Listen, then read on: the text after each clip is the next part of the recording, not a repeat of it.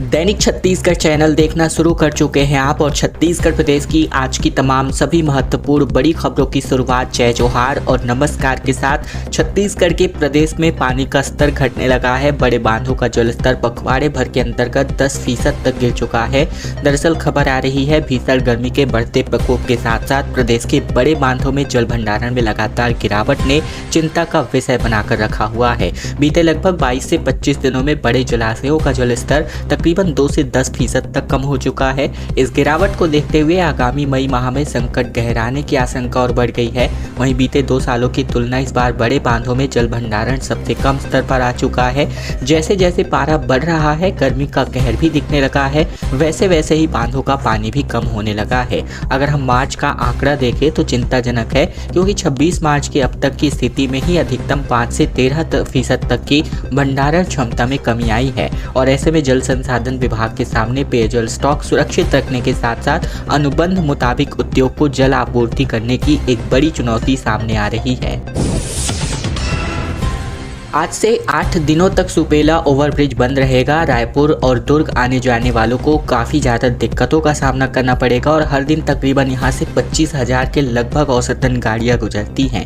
रायपुर से दुर्ग को जोड़ने वाली, साथ ही दुर्ग को रायपुर से जोड़ने वाली सुपेला फ्लाई ओवरब्रिज 8 दिनों के लिए पूरी तरह बंद कर दिया गया है। नेशनल हाईवे पर बने इस ब्रिज के मेंटेनेंस के चलते 22 अप्रैल से 29 अप्रैल तक आवाजाही बंद रहेगी। इस रूट से हर दिन तकरीबन 25,000 गाड़ियाँ औसतन गुजरती है। 30 अप्रैल को एक बार फिर से पहले की तरह ही ब्रिज को खोल दिया जाएगा। कुम्हारी में बने इस फ्लाईओवर ब्रिज का निर्माण कार्य पूर्ण कर लिया गया है और अब रायपुर से दुर्ग तक जितने भी फ्लाईओवर ब्रिज है सभी में तकनीकी कमियों को देखा जाएगा। वहीं डीएसपी ट्रैफिक सतीश ठाकुर ने बताया कि सुपेला फ्लाईओवर ब्रिज से हर दिन तकरीबन रायपुर से भिलाई और भिलाई से रायपुर आने जाने वालों की गाड़ियों की संख्या 25,000 से अधिक होती है और इनमें से ज्यादातर गाड़ियां हैवी और 4 व्हीलर होती हैं। छत्तीसगढ़ में प्रधानमंत्री का काफिला 21 घंटे तक रुकेगा, जहां रायपुर राजभवन में ये अपनी रात आज बिताएंगे। सक्ती से लेकर धमतरी में 23, वहीं अंबिकापुर में 24 तारीख को सभा का आयोजन होगा। ट्रैफिक एडवाइजरी भी जारी कर दी गई है। प्रधानमंत्री मोदी अपने 2 दिवसीय दौरे पर छत्तीसगढ़ पहुंच रहे हैं। वे इन 2 दिनों में 3 बड़ी चुनावी जनसभा आयोजित करेंगे, जहाँ 23 अप्रैल को प्रधानमंत्री की जांजगीर चांपा लोकसभा क्षेत्र की सक्ती, जबकि धमतरी में सभा आयोजित होगी। वहीं अगले दिन 24 अप्रैल की सुबह 10:30 बजे सरगुजा लोकसभा के अंबिकापुर में जनसभा को प्रधानमंत्री संबोधित करेंगे। इसे लेकर ट्रैफिक पुलिस की ओर से रूट चार्ट और एडवाइजरी जारी कर दी गई है। खास बात यह है कि प्रधानमंत्री मोदी 23 अप्रैल की रात रायपुर में राजभवन में गुजारेंगे। संभवतः वह देश के पहले प्रधानमंत्री हैं जो छत्तीसगढ़ के राजभवन में रुकेंगे। धमतरी से लौटने के बाद प्रधानमंत्री नरेंद्र मोदी 23 अप्रैल की रात रायपुर के राजभवन में रुकेंगे। शाम 6 से 8 बजे के बीच रायपुर पहुंचेंगे और इसके बाद माना एयरपोर्ट से फुंडहर चौक होते हुए एक्सप्रेसवे से शंकर नगर, फिर भारत सिंह चौक से जीई रोड होकर राजभवन पहुंचेंगे। वहीं 24 अप्रैल को सुबह 8 से 10 के बीच इसी रूट से वापस विमानतल पहुंचेंगे और अंबिकापुर जाएंगे। इस तरह प्रधानमंत्री तकरीबन 21 घंटे प्रदेश में गुजारने वाले हैं। और अब खबर मरवाही वनमंडल से आ रही है, जहां एक दंतैल हाथी पहुंचा हुआ है। वन विभाग ने मुनादी कराकर गांव वालों को अलर्ट जारी किया है और लगातार जो है इसको लेकर अपडेट दी जा रही है। अचानक मार टाइगर रिजर्व में भी 5 हाथियों का दल इन दिनों डेरा डाले हुए है। गौरेला पिंडम मरवाही जिले में दंतैल हाथी की एक बार फिर से वापसी हो गई है। कोरिया जिले के वन परिक्षेत्र खड़गवां से मरवाही की ओर तेजी से मूव करते हुए एक दंतैल हाथी पहुंच गया, जिसके मूवमेंट पर वन विभाग की पैनी नजर है। वन विभाग ने रात में ही मुनादी करवाकर गाँव वालों को अलर्ट मोड पर कर लिया गया है। ग्रामीणों को जंगल में महुआ बिनने नहीं जाने की सलाह दी गई है। जानकारी के मुताबिक दंतैल हाथी सेमरदर्री, गुल्लीडांड, कटरा होते हुए मरवाही की ओर बढ़ रहा है। वहीं वन विभाग के कर्मचारियों को हाथी पर निगरानी रखने के दौरान भालू भी नजर आया है। राहत की बात यह है कि हाथी और भालू दोनों ने अब तक किसी भी तरह का कोई भी नुकसान नहीं पहुंचाया है। मरवाही वन मंडल की सीमा से सटे कोरबा और कोरिया जिले में हाथियों की मौजूदगी हर समय रहती है। इसी के साथ ही अचानक मार टाइगर रिजर्व में भी 5 हाथियों का दल ऐसे ही मौजूद है और 3 तरफ से हाथियों की दल की मौजूदगी के कारण इन इलाकों के अक्सर भटककर हाथी मरवाही वन मंडल की सीमा तक पहुंच जाते हैं। खबर जांजगीर से आ रही है, जहां ठंडी हवाओं के साथ तेज बारिश हो गई। लोगों को गर्मी से राहत मिली है। तापमान में केवल 7 डिग्री तक के लिए यहां गिरावट दर्ज की गई है। दरअसल जांजगीर चांपा जिले में बीते दिन अचानक मौसम में बदलाव आया, जहां तेज हवाओं के साथ बारिश हो गई। इससे लोगों को तेज धूप और भीषण गर्मी से थोड़ी राहत जरूर मिली है। हालांकि लगातार बदलते मौसम के चलते लोग वायरल फीवर और सर्दी खांसी की चपेट में भी आ रहे हैं। वहीं जिले का अधिकतम तापमान 32 डिग्री सेल्सियस रहा, जहां दिन भर आसमान में काली घटा छाई रही। रविवार को भी जांजगीर चांपा जिले का तापमान 39 डिग्री सेल्सियस तक पहुंच गया था, लेकिन बारिश के बाद सोमवार को 7 डिग्री सेल्सियस तक की गिरावट तापमान में दर्ज की गई।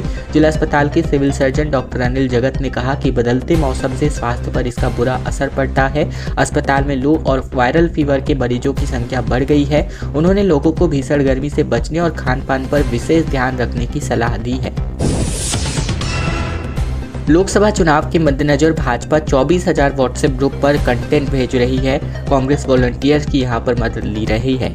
लोकसभा चुनाव में एक तरफ पहली बार के वोटर्स पर राजनीतिक दलों की काफ़ी तीखी निगाहें हैं, साथ ही 50 साल से कम उम्र के वोटर्स तक भी पहुंचने की कोशिश में भाजपा कांग्रेस दोनों जुटी हुई है। इसीलिए सोशल मीडिया के विभिन्न प्लेटफॉर्म्स के टूल का उपयोग किया जा रहा है। इस चुनाव में सबसे खास बात यह है कि मोबाइल नंबर के ग्रुप का एक जाल दोनों पार्टियों ने तैयार किया है। भाजपा के पास 24,000 व्हाट्सएप ग्रुप है, जबकि वहीं कांग्रेस के पास भी जिले से लेकर ब्लॉक स्तर तक के पदाधिकारी 10-10 व्हाट्सएप ग्रुप चला रहे हैं। इसके अलावा भाजपा ने सोशल मीडिया इन्फ्लुएंसर की टीम समांतर खड़ी की है। वहीं कांग्रेस भी एनजीओ और वॉलंटियर्स की मदद ले रही है।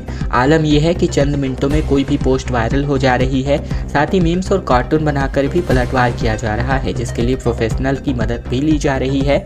उदाहरण के तौर पर रविवार को प्रियंका गांधी छत्तीसगढ़ आई तो सुबह से ही एक कार्टून वायरल होने लगा, जिसमें बताया गया था कि पिछली बार भूपेश बघेल ने उनके लिए गुलाब बिछा दिए थे और अब कांटे लगे हुए हैं। वेब सीरीज के बीच में 20 मिनट में औसतन 3 मिनट का विज्ञापन दिखाया जा रहा है।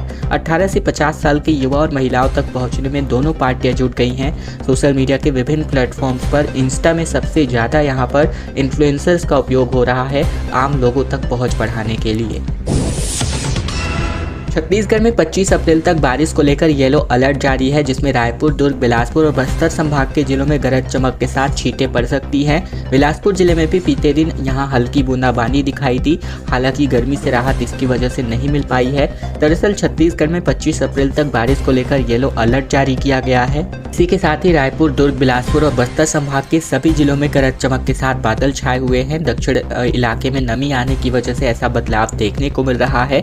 प्रदेश में बढ़ती गर्मी को देखते हुए सभी स्कूलों में 15 जून तक की छुट्टियों का ऐलान कर दिया गया है।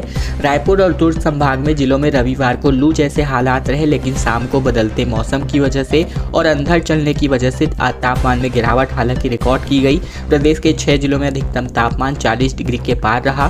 प्रदेश के 6 जिलों का तापमान 40 डिग्री के पार इन दिनों पहुंचा हुआ है। वहीं बात करें तो रायपुर, बलौदाबाजार, गरियाबंद, धमतरी, महासमुंद, बिलासपुर, पिंडरा, रायगढ़, मुंगेली, कोरबा, जांजगीर, दुर्ग, राजनांदगांव, बालोद, बेमेतरा, कबीरधाम, बस्तर और सुकमा, साथ ही सरगुजा, सूरजपुर में गरज चमक के साथ हल्की बूंदाबांदी और अंधड़ के आसार आज के लिए रिकॉर्ड किए जा सकते हैं। बीते दिन भिलाई का मामला लगातार गर्माता जा रहा है, जहां विधायक रिकेश सेन ने लड़कियों और लड़के से यहां पर ओयो रूम्स की डिमांड की। दरअसल दुर्ग जिले के वैशाली नगर विधायक रिकेश सेन ने भरी दोपहरी नेहरू नगर गार्डन में बैठे प्रेमी जोड़ों को वहां से भगाया तो लड़के और लड़कियों ने उनसे ओयो रूम्स की डिमांड करने लगी।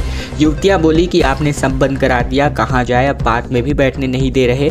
दरअसल विधायक पार्क में छापा मारने के लिए पहुंचे थे, जबकि उनके मुताबिक शिकायत मिली थी कि कपल्स यहाँ बैठ करके अश्लील हरकत करते हैं। विधायक रिकेश सेन ने कपल्स को समझाइश देकर के वहां से जाने को कहा और उन्हें चेताया कि अगर दोबारा पकड़े गए तो लड़के और लड़कियों के परिजनों को थाने बुलाया जाएगा और फिर आगे की कार्यवाही की जाएगी। विधायक ने इस घटना का वीडियो बनाकर सोशल मीडिया पर भी वायरल कर दिया है, जो कि बीते दिन काफ़ी जो है चिंतित विषय बना हुआ दिखाई दिया। गार्डन के अंदर बाइक पर बैठे कपल से जब विधायक की पूछा तो इतनी दोपहरी में, तो यहाँ पर जो है विधायक यहाँ इसका पूरा वीडियो बना करके अपने सोशल मीडिया प्लेटफॉर्म पर अपलोड कर दिए। विधायक ने दूसरे जोड़ों को भी टोका। साथ ही बात करें तो विधायक पर यहां कपल्स को परेशान करने का आरोप भी लगाया जा रहा है और सोशल मीडिया पर जम करके यहां पर ये मुद्दा का विषय भी बनता जा रहा है। ओडिशा में सड़क हादसे को लेकर खबर है, जहां छत्तीसगढ़ के 3 लोगों की मौत हो गई। दरअसल 10 गात्र के लिए जा रहे थे, तभी ये ऑटो जो है ट्रक से जा भिड़ी, जिसमें तकरीबन 5 लोग घायल हो गए हैं। ओडिशा के नवरंग जिले में ऑटो और ट्रक की ट्रैफिक भिड़ंत में तकरीबन छत्तीसगढ़ के धमतरी जिले के रहने वाले 3 लोगों की मृत्यु हो गई, जबकि 5 लोग गंभीर रूप से घायल हैं। सभी घायलों को पहले जो है जोड़िंगा मेडिकल सेंटर में भर्ती कराया गया था, जिनमें से 2 लोगों को उमरकोट रेफर कर दिया गया है। घटना रायगढ़ के थाना क्षेत्र की बताई जा रही है। जानकारी के मुताबिक धमतरी जिले के नगरी के बोराई थाना क्षेत्र के निवासी पवन टंडन, चंदा गायकवाड़ और पूनम वैष्णव ऑटो से 10 गात्र में शामिल होने के लिए ओडिशा जा रहे थे और तीनों रिश्तेदार हैं। जब वे सोमवार सुबह नवरंगपुर जिले के थदरापारा गांव जाने के लिए निकले थे, तभी जोड़िंगा के पास ट्रक और ऑटो की जोरदार टक्कर हो गई। हादसा बहुत भयावह तरीके से हुआ।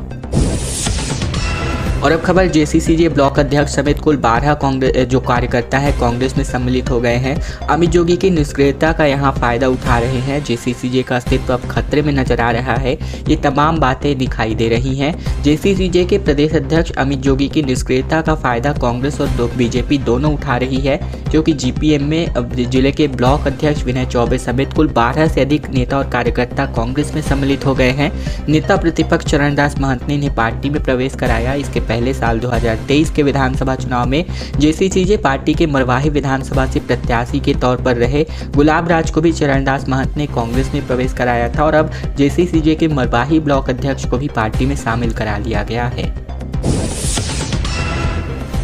सामुदायिक स्वास्थ्य केंद्र के बाहर रखी 4 एम्बुलेंस में आग लगने को लेकर जिसकी वजह से हड़कंप मच गया। खबर राजधानी रायपुर के भाटा गांव स्थित सामुदायिक स्वास्थ्य केंद्र के बाहर की है, जहां रखी 4 संजीवनी 108 एम्बुलेंस में अचानक से आग लग गई और इस दौरान आसपास मौजूदा लोगों में अफरा तफरी भी मच गई।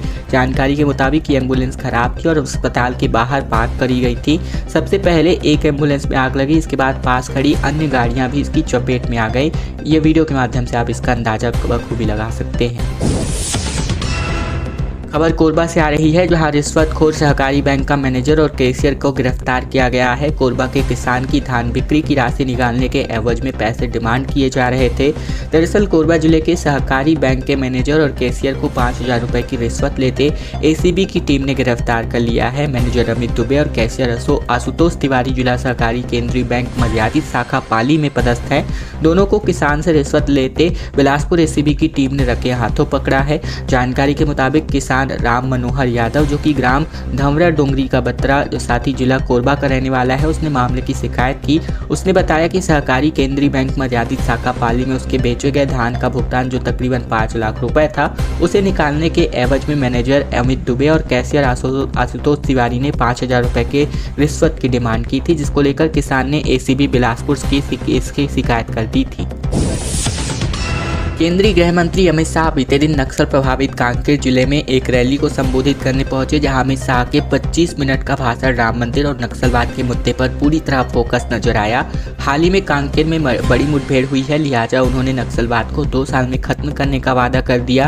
राम के ननिहाल में आने की बात कहकर वे लोगों से भावनात्मक रूप से जुड़ते नजर आए। वहीं कांग्रेस के नेताओं को रामलला की प्राण प्रतिष्ठा में नहीं आने पर वोट बैंक का लालची बता दिया गया। शाह ने नक्सलियों को सख्त लहजे में सरेंडर करने की चेतावनी भी जारी करी। दरअसल शाह ने 5 बड़ी बातें कही, जिसमें सबसे बड़ा वादा, हमने आतंकवाद खत्म किया। भाजपा देश के कई राज्यों से नक्सलवाद का भी खात्मा कर चुकी है, ये बातें इन्होंने कही। साथ ही दूसरा सबसे बड़ा आरोप इन्होंने कांग्रेस के घोषणा पत्र में सबकी संपत्ति की सर्वे कराने की बात करने को लेकर कहा, जहां देश के मठ मंदिरों और सबकी संपत्ति पर कांग्रेस की नजर है। ये बातें इन्होंने आरोप के तौर पर कही। वहीं आपको बता दें, कांग्रेस सालों तक रामलला की जन्मभूमि के मुद्दे पर अटकाती रही, लटकाती रही, भटकाती रही, ये सभी बातें इन्होंने अपने बयान में कही। वहीं कांग्रेस ने छत्तीसगढ़ राज्य बनाया, महतारी वंदन का पैसा भेजा, बोनस दिया, गरीबों को घर दिया, नल से जल दिया, ये सब बातें क्या कांग्रेस ने करी? ये सभी बातें इन्होंने सवाल के तौर पर जनता से किए। वहीं विकास की तुलना भी इन्होंने कर दी, जहां पर कांग्रेस और भाजपा के अपने अपने विकास के वायदे यहां पर गिना दिए और ये सब तमाम वादे इन्होंने बीते दिन जो है प्रदेश के दौरे पर आने के बाद अपनी जनसभा में संबोधन के दौरान कही। आने वाले 5 सालों तक किसान सम्मान निधि योजना चलती रहेगी, ये भिलाई पहुंचे जेपी नड्डा ने जनता से वायदे के तौर पर कहा। दरअसल भाजपा के राष्ट्रीय अध्यक्ष जगत प्रकाश नड्डा छत्तीसगढ़ के दौरे पर पहुंचे थे, जहां नड्डा ने भिलाई में जनसभा को संबोधित किया और इस दौरान इन्होंने पीएम ने तय किया है कि प्रधानमंत्री किसान सम्मान निधि और आपको 6,000 रुपये जोड़कर अगले 5 साल तक किसान सम्मान निधि चलती रहेगी। ये बातें कही। साथ ही इसी तरह गरीब कल्याण अन्न योजना चलता रहेगा और 3 करोड़ दीदी को हम लखपति बनाएंगे, ये प्रधानमंत्री मोदी का संकल्प है। बीते दिन भिलाई पहुंचे जेपी नड्डा ने ये तमाम बातें अपने मंच से जनसभा को संबोधन के दौरान कही। छत्तीसगढ़ महाराष्ट्र बॉर्डर पर कभी भी कोई बड़ी मुठभेड़ हो सकती है। बड़ी संख्या में सुरक्षा बलों का सर्च ऑपरेशन यहां पर लगातार जारी है। दरअसल नक्सलियों ने पत्र जारी कर मतदान के एक दिन पहले यानी 25 अप्रैल को मोहला मानपुर बंद करने का ऐलान किया है और ऐसे में नक्सल फरमान के बाद पुलिस अब एक्शन मोड पर है। वहाँ मोहला मानपुर के बॉर्डर एरिया पे सर्चिंग का काम तेजी से करके फोर्स की संख्या बढ़ा दी गई है। सुरक्षा बल व पुलिस के जवानों को घने जंगल में निगरानी के लिए तैनात किया जा रहा है। माना ऐसा जा रहा है कि जंगल के एक बड़े मुठभेड़ की यहां पर हो सकती है। 16 अप्रैल को पुलिस व सुरक्षा बलों ने कांकेर जिले के कलपर में मुठभेड़ के बाद 29 नक्सलियों को मार गिराया था, जिसपे घटना से नक्सली बौखलाए हुए हैं। नक्सलियों ने 20 अप्रैल को एक परिपत्र जारी किया था, जिसमें मोहला मानपुर और नारायणपुर में 25 अप्रैल को बंद करने का ऐलान किया गया है।